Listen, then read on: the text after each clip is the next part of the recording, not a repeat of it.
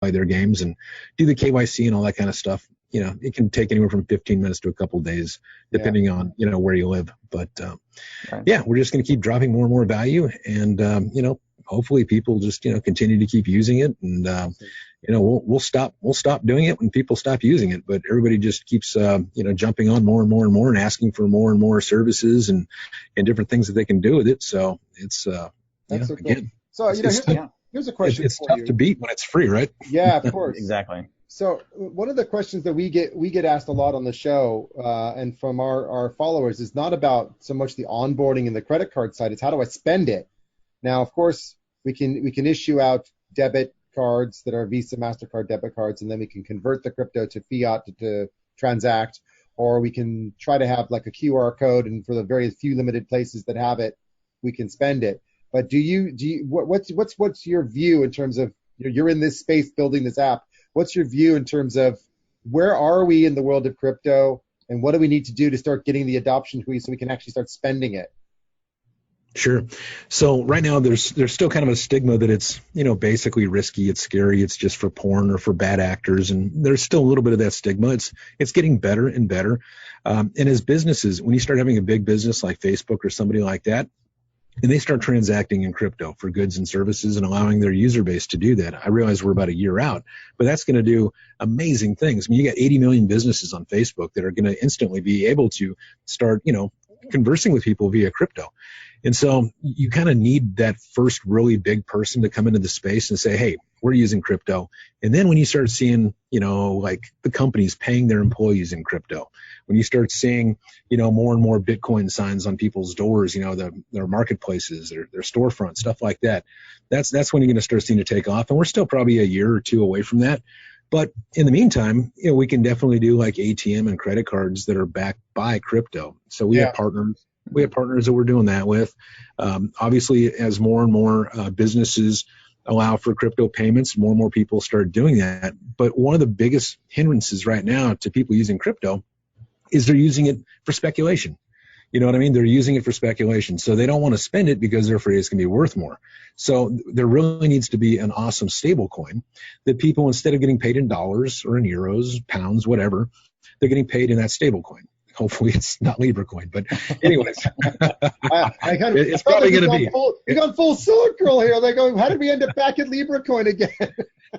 That's what it's going to take, man. Honestly, it's going to take something like that is pegged, because let's face it, who wants to buy a burger for $5 in Bitcoin today that's $15 next week, right? Yeah. Who wants to, get their paycheck for $800 in Bitcoin for this week, and then they wake up Monday morning and it's $200? Yeah. It's like, what just happened? Well, it's interesting you say about it being pegged, because actually, if everyone's operating on the same coin, the peg is irrelevant.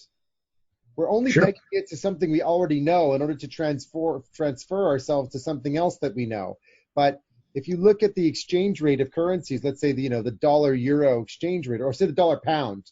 I remember when I was backpacking around Europe, and it was like the pound was $2, $2 to 1 pound, which was extraordinary. It was like you never see that. So even in the in the world of fiat exchanging of dollars to euros, or euros to pounds, or pounds to yen, or whatever it is, there's still fluctuation. But the fact is that when you're in that country, you don't see it. It's only when you leave the country and you travel somewhere else and go, oh God, it's so expensive to travel here. God, I better not go there. I'll go somewhere else that's cheaper. But if we move to a global currency where everyone were actually using Bitcoin, then the actual value of Bitcoin would be Bitcoin. I mean, that is the dream, right? Value between Bitcoin and Litecoin, or Bitcoin and Bitcoin Cash, or whatever else is out there, there wouldn't be a need for pegging. Right. Yeah. No. That is that. Yeah. Sure. That is the dream. But basically, with a true stable token, if they were able to use baskets of currencies, fiat currencies from all over the world, the arbitrage would be small between them, because they would all be lumped into one basket together. Trying to get Bitcoin only as the new global currency. I love that idea. Don't get me wrong. The libertarian would love to see that. I thought you were going to shoot me down. I was like, oh my God, what's going to happen next? Yeah, there's no way that'll ever happen. There's no way that the big banks, the central banks, everybody's going to embrace Bitcoin and say, okay, this is the new global coin. It's just never going to happen. So I know there's people out there that say it could, but no way. Everybody should know how bankers think, and they're going to want their own crypto. They're going to want their own thing that they can control. And I realize they can look at the ledger.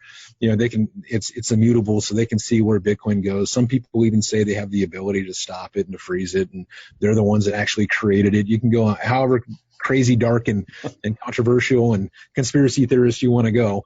I'm just saying, I don't think Bitcoin will ever be the global currency. I think you're going to need thousands of different cryptocurrencies. You're going to need thousands, just like we have now. As far as one global one, that's what's scary about Facebook, is it could actually be that one because of their user base. So, yeah. Anyways. Well, it's interesting because the U.S. at one stage had as many as 8,000 currencies in the early days when currencies were first starting. Did you know that?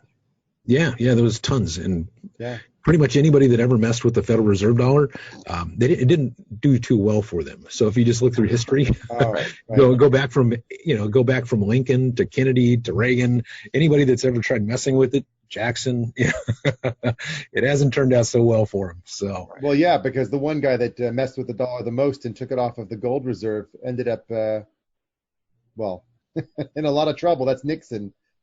Yeah.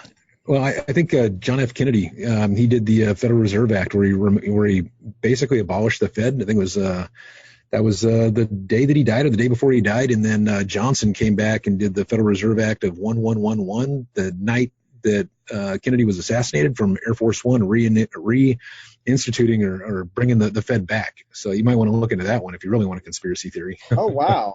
Wow, I had not heard of that one. Yeah, he ended the Fed, and then he was assassinated that day, and then Lyndon B. Johnson that night made it go live again with Act 1111, if I remember right. So depending on how conspiracy theorists you want to go. I've got another idea. Let's ask our listeners and our subscribers if they want to hear us talk conspiracy theory, and let's just have an off-piste episode. We're not going to talk crypto. So if anybody wants to get in on a conspiracy theory discussion, just for fun, the three of us will do. And Yuri's probably the least of the conspiracy. I don't know, Yuri. Are you much of a anti-conspiracy theory guy like me and Beadles? Because I think Beadles and I are on the same page here a lot. I'm kind of in the middle on that one, but I like hearing and reading about all the different types of things. So I'm going to put myself in the middle there. Well, I'm just going to throw it out there, Beadles. It's sort of like an open invitation that if our listeners and our subscribers want to hear us talk about conspiracy theory for one episode, just for fun.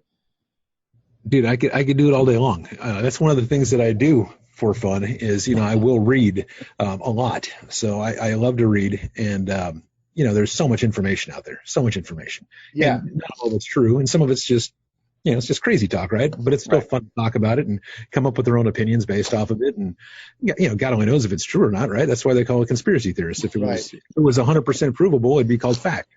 Right. So, have you heard about the Mandela effect?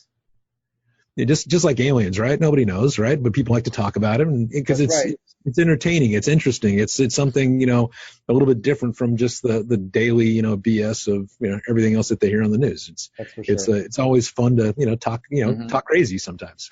Well, you saw with that Navy pilot that had photographed something and they put it out in the press and said, look, we don't even know what it is, and the Navy's admitted they don't even know what it is.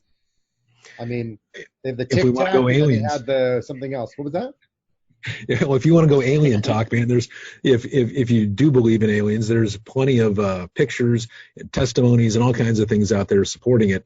And Genesis 6 supports it right from the beginning as far as aliens. So the angels from heaven were thrown to earth. So there you go, the world's first aliens. So it's fact, baby. The oldest, one of the oldest books in existence, proves it.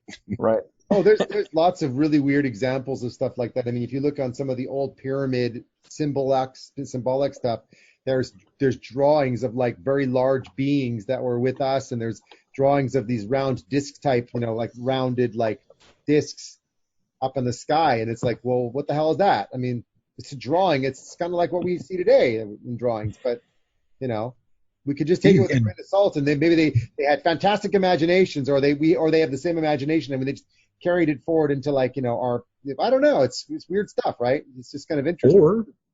Or you could just open up the oldest book, Genesis 6, and it tells you exactly what happened, man. It tells you that they threw the angels down to earth, they bred with humans, they created all these crazy giants and all these weird things, and they created the pyramids, all kinds of stuff. And then God said, oh, wow, what did I do? And then he created the flood and wiped them all out. So that's why you don't see all that stuff here today. That is quick and dirty. But if you just read the Bible, man, it talks about it. Really? Yeah. Genesis 6. Okay. So people are like, whatever happened? Who actually built the pyramids? Who actually did all this stuff? Well, it tells you right in Gen 6. Well, we're going to have to go download the book then, Yuri. Amazon, I bet you they sell it. Just have to go and buy the thing. Do they just sell experts? I just want to buy Genesis 6. I don't want to buy the rest of it. I'm sure you could just Google that. There's plenty of free Bible resources online. It's called the internet. It's amazing. I'm winding you up. Just invented. Have you heard about the Mandela effect? Now that we've really gone down this rabbit hole of conspiracy theory stuff. The Mandela effect? Yeah. So you have to Google that. Tell us. The Mandela effect is this concept that there are things where we. Oh, okay. So I'll give you an example, and you tell me the answer, and then I'll tell you what it really is now. Okay. So the Mandela effect. Yeah, this is great. So the Mandela effect is this theory that things have changed over time, and if we look back on what our memories tell us it was, it's no longer the case. So sure. I mean, it's kind of like the victors write history, right? So. Well, let me give an example, and let's just see what happens here. So. This is one of the most famous ones that I've come across. And this is, if you've seen the movie Moonraker, the James Bond film. I'm going to say no. Sorry. So did you watch the James Bond films? I've seen some of them. Yeah, I mean, I've seen some of them, but it's tough for me to sit down. That's why I'm standing up right here. It's tough for me to sit. Yes, exactly. So there was one James Bond episode or movie where it was with Roger Moore, and his foe was this really tall guy that had like these metal teeth. Does that ring the bell to you or no? What is it? What does his teeth look like again? Like big, like metal teeth. People on the podcast couldn't see your facial expression. It was pretty awesome. Oh, was it? Thank you. I want to say that I've probably seen, like maybe a clip of, some dude with like a bear trap for teeth, but that's pretty much what it was. Yuri, do you remember that movie? Yes, I do. It's pretty much a bear trap for teeth. Okay, so let me try this on Yuri then, because Yuri, we've never talked about this. So at the end of the film, do you remember what happens with Jaws? His name was Jaws, by the way. Do you remember what happens with Jaws? He meets a girl. I don't remember that part. It's been a while since I watched. And Roger Moore is not my favorite James Bond. I'm going to just throw it out there for the listeners and let them all work it out. But basically, he meets a girl at the end of the film, this little girl, blonde hair, and, well, the way I'm pretty sure you're doing a horrible job of explaining the Mandela effect. No, I'm getting to that now, so I'm going to tell you what it is. So what happens is that at the end of the film, and what I remember, and I know a lot of other people remember, is that the girl that he meets at the end of the film, she's wearing braces. And so it's like, oh, look, a guy that's got metal trap, bare mouth meets, this little girl. She's like, 5'2", and he's like 7'3". And they meet because she smiles and she's got braces on. And of course, so it makes sense that they, fall in love and they walk off together. But that's my memory of the film. I mean, I know it's documented. Tons of people remember this. But if you look at the way the film ends now, she doesn't have braces.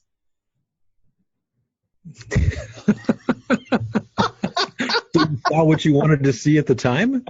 Or somebody just went back and re-rendered the film? No, the Mandela effect is basically that somehow the time has changed or something is being changed in our timelines, and we don't physically recognize it happening, but things that have happened that we remember have not actually happened. Also, I'll give you another example. So Tom Hanks in the movie Forrest Gump, and he's sitting on the park bench with that box of chocolate. What did he say? Do you remember what he said? Life is like a box of chocolates. You never know what you're going to get. Wrong.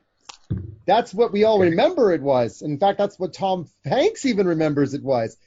But that's not what it is anymore. Okay. So what is it then? I don't remember the exact box of dog poop? Yeah.